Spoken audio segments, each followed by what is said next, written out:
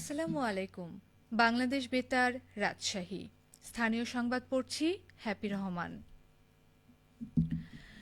রাজশাহী অঞ্চলের প্রবাহিত নদী, খাল ও জলাশয় অবৈধ দখলমুক্ত দূষণ রোধ ও পুনর্খনন করে পরিবেশের ভারসাম্য রক্ষায় প্রয়োজনীয় ব্যবস্থা গ্রহণের দাবিতে জেলা প্রশাসকের মাধ্যমে পানি সম্পদ এবং বন ও পরিবেশ বিষয়ক উপদেষ্টাকে স্মারকলিপি দিয়েছে বাংলাদেশ পরিবেশ আন্দোলন বাপা।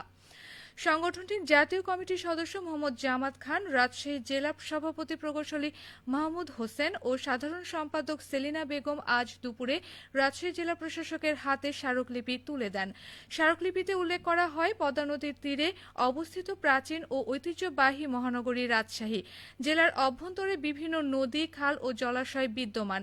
এক সময় এই সকল নদী, খাল ও জলাশয়ে ছিল প্রাণ চঞ্চলতা, তবে অবৈধ দখলদারদের কারণে নদী, খাল ও জলাশয়সমূহ ভাগাড়ে পরিণত হয়েছে। এ কারণে পানি ধারণ ক্ষমতা কমে যাওয়ায় এই অঞ্চলের সাম্প্রতিক ভারী বর্ষণে জলাবদ্ধতার সৃষ্টি হয়ে ফসলের ব্যাপক ক্ষয়ক্ষতি হয়েছে। এ সময় জেলা প্রশাসক আফিয়া আক্তার নদী ও পরিবেশ রক্ষার দাবিগুলো শোনেন এবং প্রয়োজনীয় ব্যবস্থা গ্রহণের আশ্বাস দেন। চাঁপাইনবাবগঞ্জে ৯৯৯ এ পাওয়া এক ফোন কলের সূত্র ধরে ডাকাত ধরতে গিয়ে ডাকাত দলের ছুরিকাঘাতে আহত হয়েছেন এক পুলিশ কর্মকর্তা।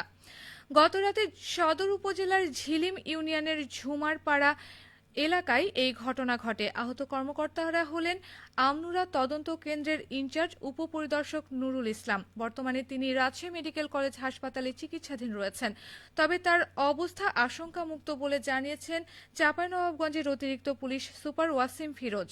তিনি জানান, এসআই নুরুল ইসলামকে একা পেয়ে দুর্বৃত্তরা ধারালো অস্ত্র দিয়ে আঘাত করে। পরে ঘটনাস্থলে অতিরিক্ত পুলিশ পৌঁছালে তারা পালিয়ে যায়। আহত কর্মকর্তাকে উদ্ধার করে দ্রুত রাজশাহী মেডিকেলে পাঠানো হয়।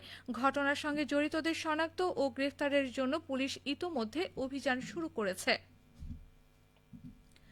সিরাজগঞ্জে ইসলামিক ফাউন্ডেশন আয়োজিত প্রতিযোগিতায় বিজয়ী শিক্ষার্থীদের মাঝে পুরস্কার বিতরণ করা হয়েছে। আজ সকালে জেলা প্রশাসক কার্যালয়ের শহীদ শামসুদ্দিন সম্মেলন কক্ষে পুরস্কার বিতরণ করা হয়। অনুষ্ঠানের প্রধান অতিথি হিসেবে উপস্থিত ছিলেন সিরাজগঞ্জের জেলা প্রশাসক মোহাম্মদ নজরুল ইসলাম। তিনি বলেন, শিক্ষার্থীদের সাধারণ শিক্ষা গ্রহণের পাশাপাশি ধর্মীয় মূল্যবোধ সৃষ্টিতে ইসলামিক ফাউন্ডেশনের প্রতিযোগিতাগুলো গুরুত্বপূর্ণ। ইসলামিক ফাউন্ডেশন সিরাজগঞ্জের উপপরিচালক মোহাম্মদ ফারুক হোসেনের সভাপতিত্বে অনুষ্ঠানে আরও উপস্থিত ছিলেন অতিরিক্ত জেলা প্রশাসক সার্বিক গণপতি রায় ও জেলা তথ্য অফিসার মোহাম্মদ আলী। অনুষ্ঠানে জেলার বিভিন্ন শিক্ষা প্রতিষ্ঠানের বিজয়ী শিক্ষার্থীদের পুরস্কার প্রদান করা হয়। বাংলাদেশ স্কাউটস নাটোর জেলা শাখার উদ্যোগে ৫ দিনব্যাপী কাপ ক্যাম্পরিতে মহা তাবু জলসা অনুষ্ঠিত হয়েছে। গতরাতে নাটোর সদর উপজেলা মিনি স্টেডিয়ামে আয়োজিত জলসায় প্রধান অতিথি ছিলেন জেলা প্রশাসক আসমা শাহিন। জলসায় বক্তারা বলেন, কাব স্কাউট আন্দোলনের মাধ্যমে জীবন হয় সুন্দর। নিজেকে সুন্দর করে গড়ে তুলতে পারলে আলোকিত হবে সমাজ, সমৃদ্ধ হবে দেশ। তাই প্রত্যেক কাব স্কাউট সদস্যকে সুন্দর হওয়ার শপথ গ্রহণ করতে হবে, তবেই তারা দেশের যোগ্য নাগরিক হয়ে গড়ে উঠবে। বাংলাদেশ স্কাউটস নাটোর জেলা শাখার সম্পাদক ও কাপ ক্যাম্পরির সদস্য সচিব এস.এম. গোলাম মহিউদ্দিন জানান, নাটোর জেলার ৭৫টি প্রাথমিক বিদ্যালয় থেকে কাব স্কাউট, ইউনিট লিডার, স্বেচ্ছাসেবক ও কর্মকর্তা সহ ৬০০ জন ক্যাম্পরিতে অংশগ্রহণ করেন। শস্য ভাণ্ডার খ্যাত নাটোরের রোপা আমন ধান কাটার কার্যক্রম শুরু হয়েছে। আবাদি জমি থেকে কৃষকরা ধান সংগ্রহ করছেন। মাসব্যাপী চলবে এই কার্যক্রম। ইতোমধ্যে ৬,১২৭ হেক্টর জমি থেকে ধান সংগ্রহ করা হয়েছে। হেক্টর প্রতি ৩.৫ টন করে ফলন পাওয়া যাচ্ছে। নাটোর জেলায় রোপা আমন ধান চাষের আবাদি জমি লক্ষ্যমাত্রা অতিক্রম করেছে। জেলায় চলতি মৌসুমে ৭৬,৮৮৫ হেক্টর জমিতে ধান চাষের লক্ষ্যমাত্রা থাকলেও আবাদ হয়েছে ৭৬,৯৯৭ হেক্টর জমিতে। কৃষি সম্প্রসারণ অধিদপ্তর নাটোর জেলা কার্যালয়ের উপপরিচালক মোহাম্মদ হাবিবুল ইসলাম খান জানান, রোপা আমন ধান সংগ্রহে অনুকূল আবহাওয়া বিরাজ করছে।